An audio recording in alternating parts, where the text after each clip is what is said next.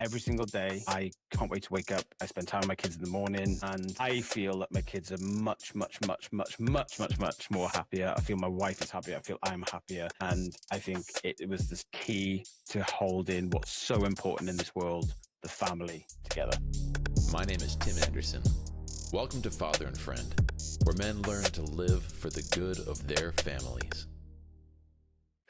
So today we're going to discuss two, three things that Craig believes every father should do. And we're going to try to get down to the practical of what that looks like. So Craig, why don't you just give us a little bit of a understanding of what those things are, and we can jump right into them. Yeah, okay. So the first thing is just remaining present really in the children's lives, with everything that's going on and work and trying to do everything in us. Balance is sticking with your kids and being present when you can be. Being the educational father as well, like teaching the children how to grow and develop and teach them the differences between right and wrongs. And then for me, the third one, which is really important as well, is being able to release stress by working as a team with your kids as well. A lot of people see it as an authority figure, but sometimes it's also about working as a team. That's fantastic. So when we communicated before this interview, you mentioned 15 minutes a day, no distractions. Can you describe what that looks like in your household? Of course, yeah. So this is something I absolutely live by, and this is on a daily schedule. Obviously, there is the day that can caveat that you may miss a day because of something that comes up. But something I live by is the 15-minute rule. This is time set aside with no TV, no distractions, no phone, no internet. It's just you and your kids and being present. So the first thing I personally do, and I feel that this has helped myself grow and my children, is the first 5 minutes is just a game. We just play a game. It might be something like I Spy. It might be like something, trying to make each other laugh or something. It just brings a bit of laughter. The second thing then I always ensure to do is literally just messing around with my kids. It's something that's very important for fathers because of the release of oxytocin, and the same that happens to the kids. They feel that that building of your relationship. So just having a laugh, if it's playing around, chasing them around the house, getting their toys and playing with them, whatever it may be. And then finally, as I've just mentioned, that sort of goes on to the second point, is like education. So I'd spend every day. So recently, just to give you a bit of an example, I've taught my kids empathy, as my son does. He touches his head and he goes, empathy, and he thinks about how someone else feels, and then that's really good. I've taught them about the excuse me rule. Like if someone's talking, say excuse me, can I say something? Excuse me, can I pass? So just little lessons like that. What I feel from those lessons is, number one, they're developing and growing into a much more mature and lovable person. But more importantly, but for me as well, I'm also feeling that growth because I'm reminding myself about being that good person and watching my kids develop. So such an important thing, and it works. It works for me 100%. That's really neat. So describe that in the age ranges. So 17, 11, and 5, right? And so that clearly must look different between the 17 and the 5-year-old. So yeah, massively different. Yeah, as they get to 17, it's very different. When you talk about life lessons, it could be a little bit more urgent life lessons, sorry. Like for instance, jobs, tax, typical day by day car stuff, all that stuff that you teach somebody that is the age of 17 going on to becoming basically an adult. Where my 5-year-old, it's just the simple basic things that we should all just love about ourselves as humans, humility, love one another, what's right, what's wrong, why is this wrong, why is this right. And then my 11-year-old, sometimes I feel like it's almost the same as my 10-year-old, should I say, is the same as the 5-year-old, although there's a little bit more maturity from her. So I feel a bit of back and forth, so it takes a little bit longer with him to sort of grasp it. So he may have to have a lot of repetitiveness. So yeah, that's how it looks like between the ages. So give me a play-by-play, because we talked just a minute ago about right before this about you don't actually know what it looks like in a family that's not your own. I've never seen you interact with your kids, so it's hard for me to visualize it. Give me like a play-by-play of you come home from work, and then you say, hey, we're going to have our 15 minutes, or tell me what that looks like. So I don't actually, usually most of the time, I don't say, right, let's have 15 minutes now, because I don't want them to feel like it's a set scheduled time. I don't want them to make it feel like it's a chore for me and I'm going, oh, 15 minutes now I've got to spend with you. So I almost just merge it into my typical daily routine. So I'll get back from work, depending on what I'm doing. It completely depends on what time. It could be just before bed, it could be straight after work. I'll usually just sit down. I'll go into the room. I'll call them to me. And the first thing I'll say is, for instance, because as I said, it's broken down to 3 things that I do. I'll just say, do you want to play a game? I said, right, first one to laugh loses. It could be anything. And then it's between 5 and whatever minutes. And then I'll start just having a laugh because we've played a game. It perfectly aligns into having a laugh. And it's the reason I do it that way then, because you've had a game, you've had a laugh, bit of competitiveness. If they're a bit sad because they lose or something's not gone right, then we just transition into that. And then what's so perfect about it then is almost as they're having a bit of a laugh and we're talking, for instance, about, I don't know, with my son, I'll be chucking him around or playing around or something. I'll go, right, I'm going to teach you something, Dill. And he'll just look at me. And because I've done it so many times now, and the reason I do that as quite an authoritarian sort of father, if you like, go, right, I'm going to teach you something now, is because they then know the difference between playing around, having a laugh, and then just sitting there and going, okay, I'm going to learn something and it's going to benefit me. So that's how it looks to me. And, that doesn't change for each child. It's completely almost the same. I just merge it in. I try and do my 5 and 10-year-old at the same time. I sort of try and do that at the same time, just together, because they're watching each other, they're learning off each other, they've got difference of opinions, so it works. That's cool. And you said for the 17-year-old, it is he or she, is that a daughter? It's a he. Yeah. He and a son. So is your oldest son, is he's busy with school stuff himself, I assume. How does that look? That's a totally different stage of life for him. It actually is a little bit easier. It works quite nicely. So let's just go through talking about for a typical day. It's usually quite good before or after a dinner period. We're quite like a good family for sitting down at the table and eating together and talking about a day, etc.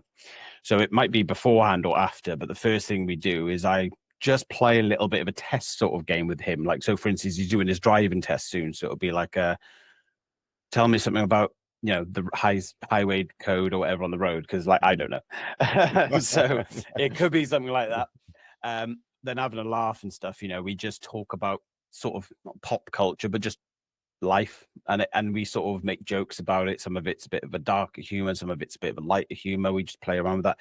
And at the end, usually we talk about like, where's he going? Like, that's quite a good life lesson, I think, for him, because now he's getting more autonomy himself, then he's probably more able to answer, like, where are you going? If I ask my 5-year-old, where are you going? He's like, I don't know, when's Christmas again? Right. Yeah, so that's what they care about. So the autonomy is different. So it is just how I ask him, like, where are you going? Oh, I want to be an entrepreneur. Okay. What have you done to be an entrepreneur? Well, and that's when then the life lessons start coming in. I go, well, if you're not going to take action, do you know what I mean? That's where it sort of slowly. So I always do it in such a way where it doesn't look forced. It's like become a part of our day. No, that's neat. Now, how do you, as far as time, I imagine that since you don't have you're not scheduling your kids, right, on purpose so that it doesn't feel manufactured or like they're just some sort of cog in the wheel, cog in the machine.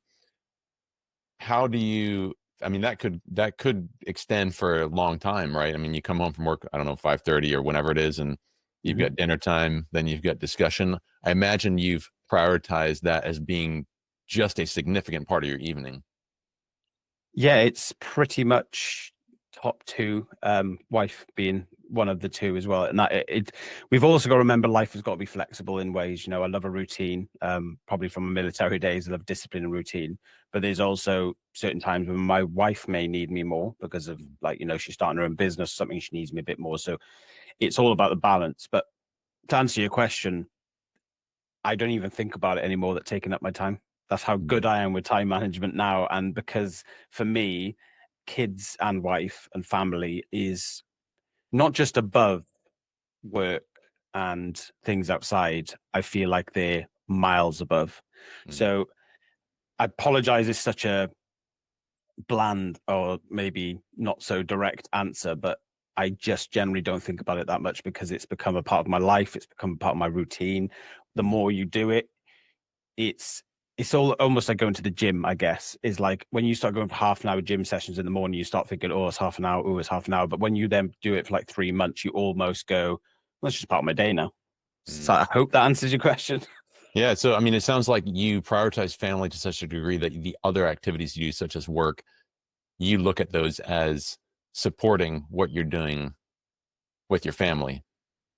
Yeah, and maybe I am a little bit lucky and blessed on my job being a stress coach for dads, is that I need to live the life that I'm trying to guide and help You're people teaching. with. So yeah, exactly. So it's become a part of my life.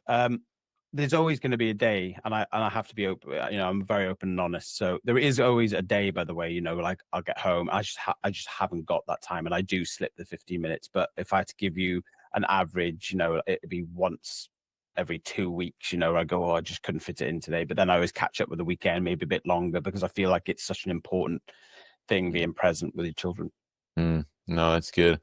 And so you mentioned here that the educational piece, like the give them a lesson. And I imagine some of that comes from that you want to teach them things that you wish you had known growing up. So tell me a little bit about what that looks like and why, what do you wish you had known growing up that you have a strong passion to teach your kids about? It's a really good question and absolutely happy to answer it. So first, yes, I do teach them lessons that I wish I knew when I grew up, and it's so fundamental. I've come back from a background when I was in the army. I did a lot of teaching. I actually fell in love with it a bit, just sort of sharing knowledge and factual knowledge. And there was a lot of things when I was growing up that I felt I got like lost when I got to at 18, I went to Afghanistan. Coming back when I was MD'd from the army, I was like, who am I? And a lot of these life lessons, I feel like, for instance, is just love yourself, like love who you are.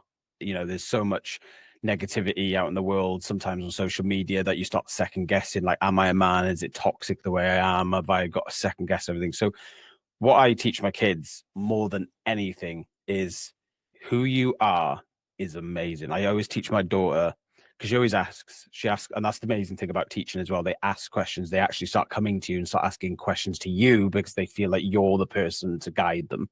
And my daughter always asks, like what she sees on social media, which we try and save them from as much as we can. But, with school, what is this? What does this mean? Is this their belief? I feel like I'm a lady and I'm proud to be a lady, especially because my wife's from Latvia and she's quite traditional. And I'm like, I always tell my daughter, you are amazing. Women are amazing. The things that women can do are amazing. I always ensure that that's imbalanced into them. Where I felt when I was a boy growing up is like, you have to be strong. You can't ask for help. No crying, stiffen up.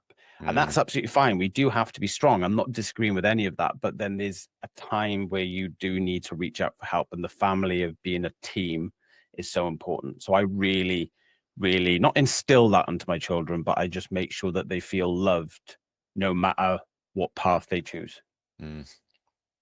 Yeah, no, that's good. I like the idea of humans, all of us, women, men, being made in the image of God.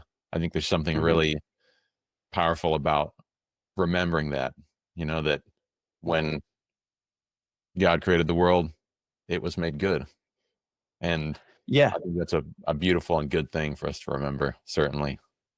100%. And to sort of finalize the question, is one of the lessons me and my daughter trialed. Actually, we went to Ogmore. It's a place near me in Wales. It's a big long beach area, and I can't remember what study this was from or what it was from, but basically this guy said to a person that was sort of in between belief and they were not really acting themselves, they said, every time you see somebody, just imagine, because we don't know if there's a reincarnation of Jesus again or the second coming of Jesus. Just pretend everyone you ever meet could potentially be Jesus in disguise.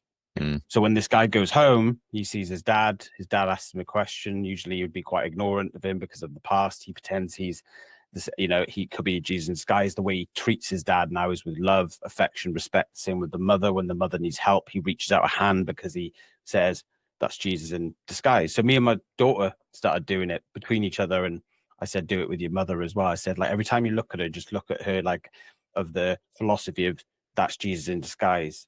And all of a sudden she started doing amazing things around the house. She started doing things that she was starting to slip up on. And just little things like that. So even, although my daughter's at this moment in time, she's very much learning and seeing if she does believe or, what's going on. She's very much like me, trying to learn about life. I thought it was a really good lesson to use, because she was like, if I treat people with love and respect, then I'm a good person, right? So it was really interesting. That is interesting. Yeah, that's probably a good way to look at other humans, I would imagine. Yeah, exactly. That's really awesome. So the third thing that you said on here when we spoke before was that you like to give them small tasks to have them feel that sense of accomplishment. Can you describe how you do that, and what kind of tasks do you do for the different age groups? That is a really good question, and it's so many, and I mix it up. But what I do as well with the tasks. So if I just maybe just speak through it. So my son at the moment, he takes his bins down, because I explained to him, when your bins get full, you got to take them down. So simple, but he takes the bins down. He started then saying, Dad, do you take your bins down? I said, yeah, I do. He said, well, I'll take your bins down, but you've got to give me some money. And I said, okay. I said, okay, well, I'll give him a weekly allowance anyway. I said, I'll tell you what. I said, I'll do it. I said, I'll give you some money at the end of the week. You can buy Roblox. You can buy toys. Just to clarify for the American audience, that would be your trash cans. Trash cans. Yes. Sorry. Yeah. Rubbish bins, trash cans. Yeah. Just so everyone knows. And so he'll just come in, and when he does the task, it's not just thanks.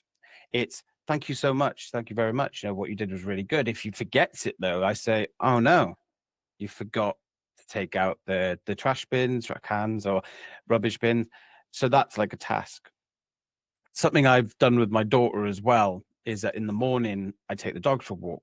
And she said that she wants to be like more active and walking in the morning. So I said, okay, I'll tell you what, because of Dad's illness that I've got, which is horrible in the morning, I've got to take medicines and medication to try and up myself, and a lot of vitamins. So I said, why don't you wake up Dad, turn my light on, help me up, because you get up early anyway. We'll take the dogs for a walk, and then that's your task. And every time she does, I always remind her like how well she's done, how good she's done.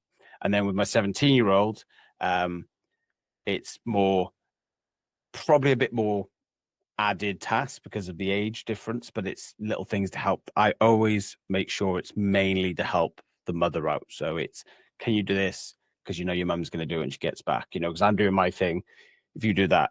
And I always tell my wife, then I always say, we just need to remember to thank him, and sort of thing. So like, he then feels that doing stuff for others actually comes with a benefit, because eventually, like, call it karma, whatever you will, it will then come back to you that you're doing nice things. So the task for me is not just to get the kids to do things because you're busy, because I feel like a lot of people will probably think that, oh, thank God my kids grown up enough now they can help. I get that.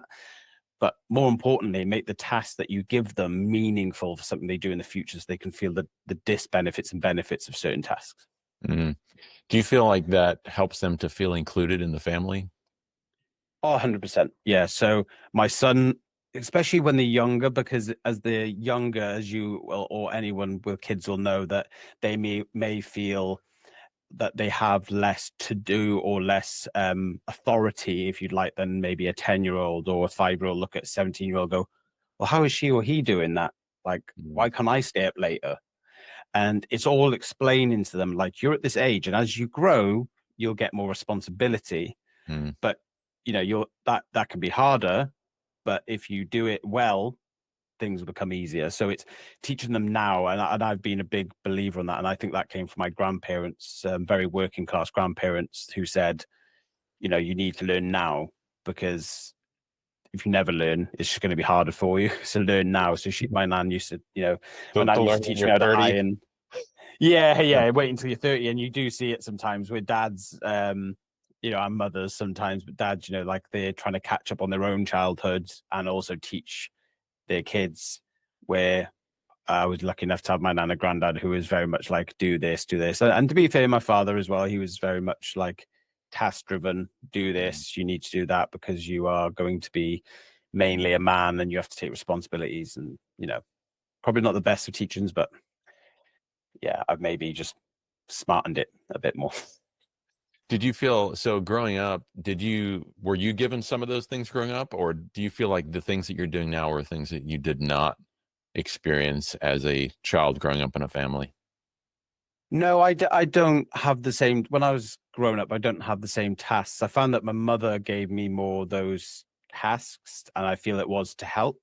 And no, I feel like what I do is to make sure what they're doing is to take care of themselves. It could be anything. Like the reason I got my son at the beginning to take his own bins out is because then daily he has to think like, oh, I need to do something to administrate myself.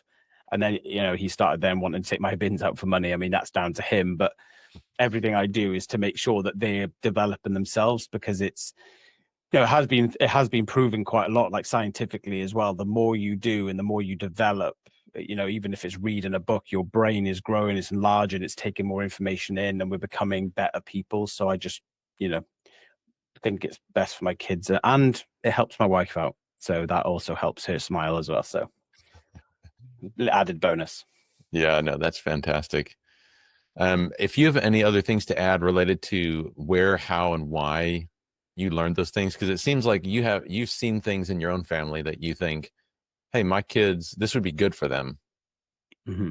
And so I'm going to do things that implement those good things. I guess I'm wondering how or where and why did you even first think this would be a good thing? I should do this. I should put all my eggs in this particular area of my life to make Yeah. to help my children grow.